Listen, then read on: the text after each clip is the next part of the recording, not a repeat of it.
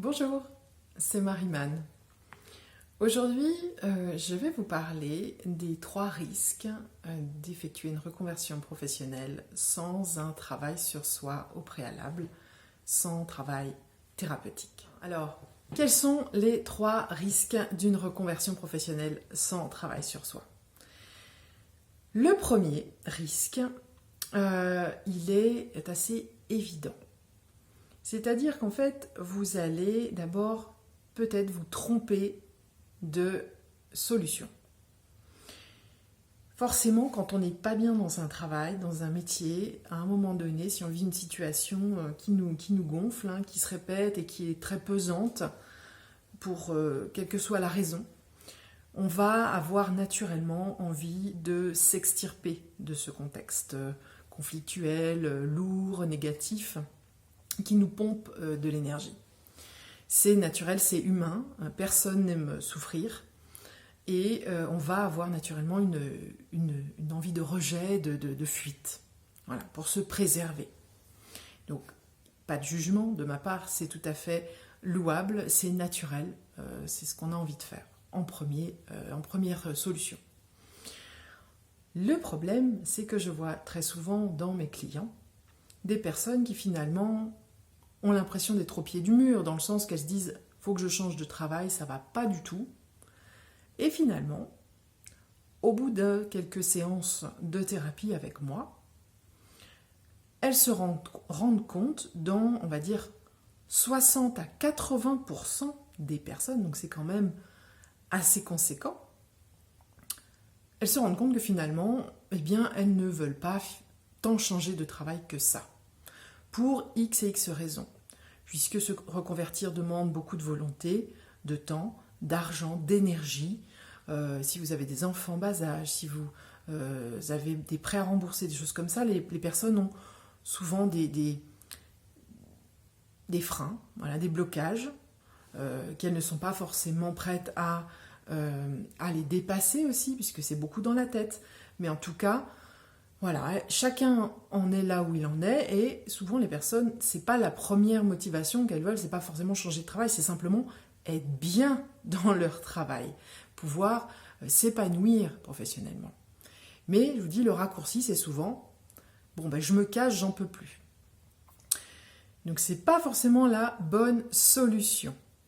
Et pour trouver la bonne solution pour soi, je vous conseille fortement, comme toutes les personnes qui viennent me voir, de faire un travail sur vous, en première intention.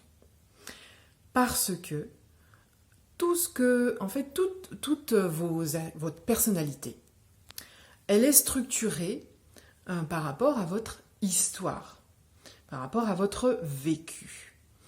Et vous avez pris, comme un linge qu'on repasse, vous avez pris des mauvais plis. Vous avez pris certaines attitudes par rapport à telle situation, telle réaction.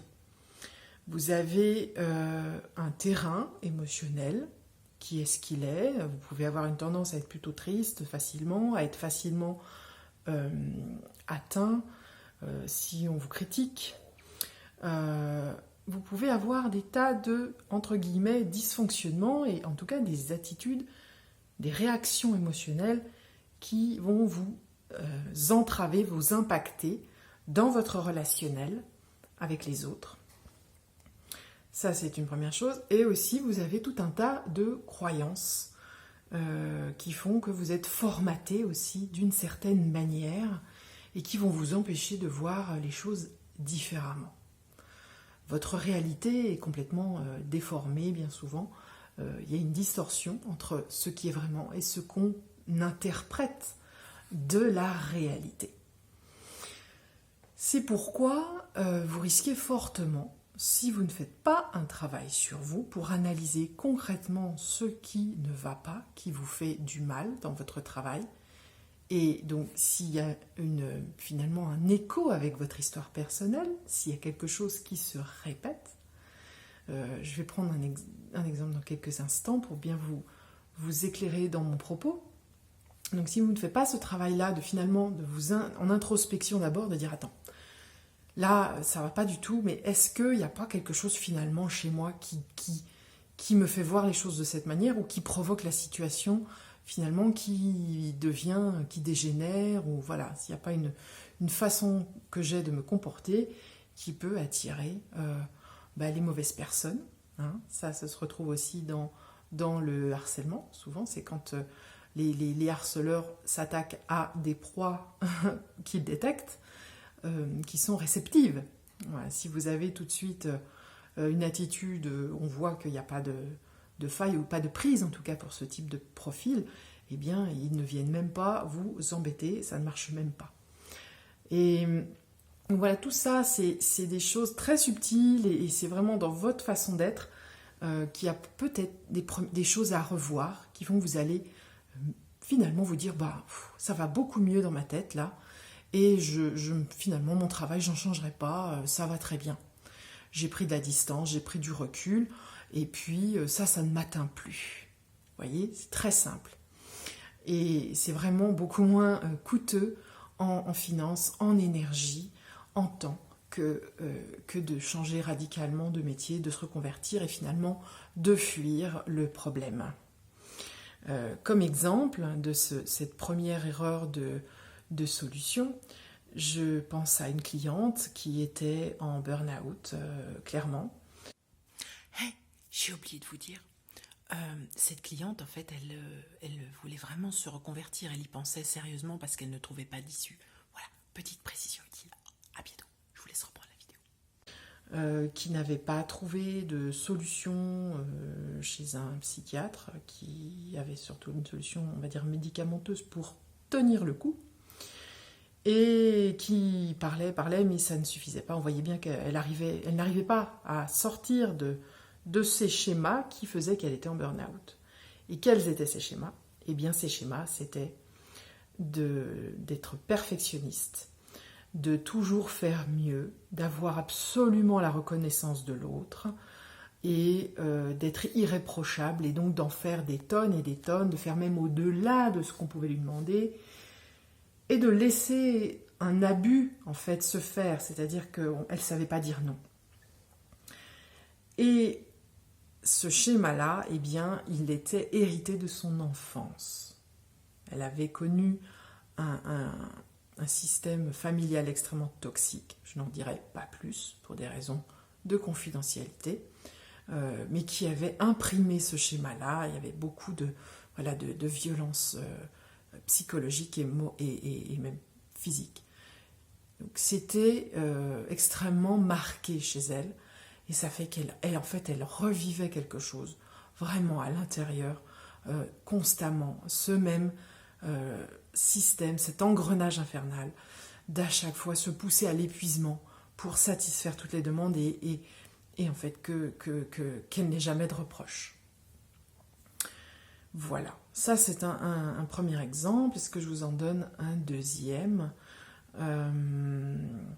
Et en fait, pour finir sur cette personne, elle a travaillé avec moi et elle a rapidement eu des améliorations sur sa capacité à dire non, à se positionner, donc à ne plus se faire abuser et se surcharger de travail. Ça, c'était une amélioration déjà très notable et bien pour elle, parce que ça lui a permis déjà de prendre de la distance, du recul et de s'affirmer. Et de ne plus tout accepter, pas à n'importe quel prix. Et puis, elle a pu carrément, à un moment donné, elle a vu que c'était inextricable de toute façon, qu'il n'y aurait pas d'amélioration de la hiérarchie. Eh bien, elle s'est cassée. Et elle a pu le faire. Voilà, elle a pu, à un moment donné, dire stop, ce qu'elle n'avait jamais réussi à faire.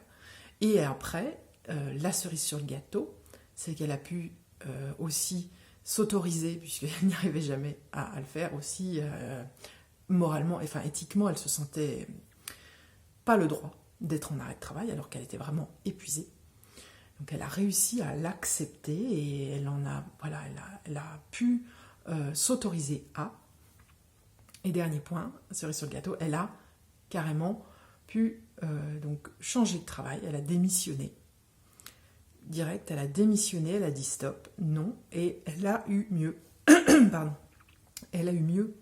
Et elle a même pu, dans son nouveau travail, affirmer ses demandes à l'embauche. Voilà. Elle dit, ben moi c'est ok, mais à tel salaire et avec tel avantage. Donc vous voyez, on passe d'un schéma d'une personne complètement finalement dans la victimisation, dans la vulnérabilité, dans l'effacement et dans l'abus voilà, qui se laisse abuser, et à une personne qui, en quelques séances finalement, devient proactive, qui devient affirmée, qui devient qui a plus d'estime pour elle-même, donc qui se fait respecter davantage et qui fait des choix différents parce qu'elle se donne le droit, alors qu'avant c'était impossible dans sa conception des choses. Voilà pour cet exemple finalement qui est assez parlant, je ne vous en donnerai pas un deuxième. Le deuxième risque, il est de vous tromper de projet professionnel. Je m'explique. Quand vous avez donc une envie de reconversion, une envie de vous casser de votre job, si vous êtes en fait dans les mêmes limites on va dire de comportement, dans la même façon de vous comporter, que vous n'allez pas briser vos croyances limitantes, votre façon de penser, tout ce qui est possible pour vous, votre aptitude à dépasser vos limites, vous allez en fait vous cantonner à quelque chose que vous connaissez finalement, ou dont en fait une version bridée de vous-même. Voilà, c'est ça. Une version bridée de vous-même qui finalement ne va pas être aussi ambitieuse probablement que ce que vous auriez aimé faire si vous aviez, ou en tout cas que vous auriez pu concevoir comme projet professionnel, si vous aviez fait sauter vos œillères et vos barrières intérieures.